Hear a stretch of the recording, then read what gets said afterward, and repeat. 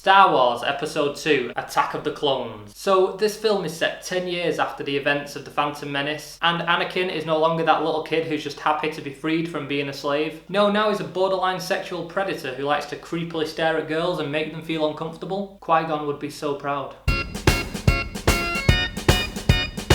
So I definitely prefer this movie over The Phantom Menace, and that's not me saying it's a good movie, I just prefer it over The Phantom Menace. This story does feel a little bit more adult, and definitely it has a darker tone throughout it, but it still suffers from a lot of the same problems. So first of all, something I liked about the movie. I liked the Obi-Wan and Anakin relationship, I liked the sort of father and son thing they had going on this time around, and there was also like a competitiveness between them, like they're always trying to outdo one another. Because Anakin is so gifted with the Force, he believes that he's better than Obi-Wan, he doesn't really need to learn anything by him, thinks he's more powerful than he is. And then you've got Obi-Wan, who's constantly trying to keep him in check and sort of like not let his ego run away with him, and just like remind him that he's not quite as skilled as he thinks he is. Anakin is now played by Hayden Christensen. So now Anakin's a little bit older, we do sort of start to see the cracks in his character because he struggles with the responsibility of being a Jedi, and he just constantly seems to be unable to control his emotions. So you do start to see him begin his path to the dark side, and that's something in the movie that I wouldn't have minded seeing more of. The only thing was, I wish that they'd sort of made him like more of a good character, sort of maybe similar to Luke, because he's just kind of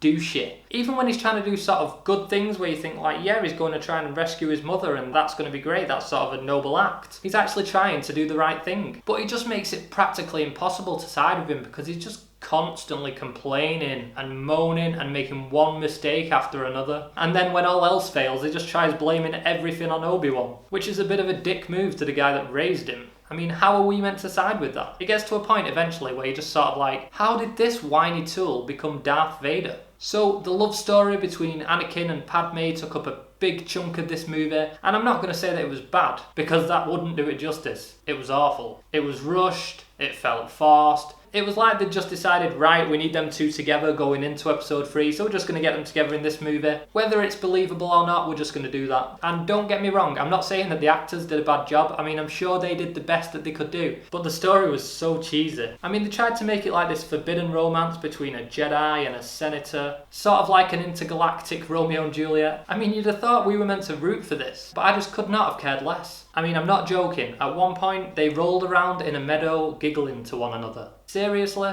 And the most frustrating thing about it is this is the guy that gave us Han and Leia's love story, which was really good. So what the hell was this? One of the best things about this whole movie is Ewan McGregor as Obi-Wan Kenobi. I mean, he really seems to have grown into this character. You can see he's sort of passionate about it. The way he tries to channel Alec Guinness's Obi-Wan Kenobi through the character is brilliant. He does a really good job of it. So most of the movie, you've got Anakin and Obi-Wan separated doing their own things. Anakin's rolling around a meadow while Obi-Wan's trying to solve this mystery. And I would just wish they'd focused a bit more on the mystery, because Ewan McGregor playing this character is definitely a lot more interesting than whatever the hell that was. You're actually getting to see him interact with like Jango Fett, meeting a young Boba Fett, and even have a confrontation with Count Dooku, who's played by Christopher Lee. And Christopher Lee's good in the role. I mean, it's Christopher Lee, he's not going to be bad, but he's not really shown a lot. We don't really get to know a lot about his character. He's just sort of there to sort of distract that the Emperor's still working in the background, ready for episode 3. So as this movie's villain, I mean, he's fine, he does a good job, but we don't really get to know that much about him. Apart from that, he was a former Jedi who's now turned to the dark side. And he's not in a lot of the movie, he only pops up in a few scenes. But he is in one of the coolest scenes in the movie where we have a face-off between Count Dooku and Yoda. And I mean, how cool was it when Yoda just whipped out a lightsaber? I don't even care that he started bouncing around the screen like a maniac afterwards. Doesn't bother me. Just the visual of him actually reaching for the lightsaber was enough. It was cool. Even without the rest of the fight, that was worth seeing on its own. So one of the main problems that I had with this movie, which also affected episode 1,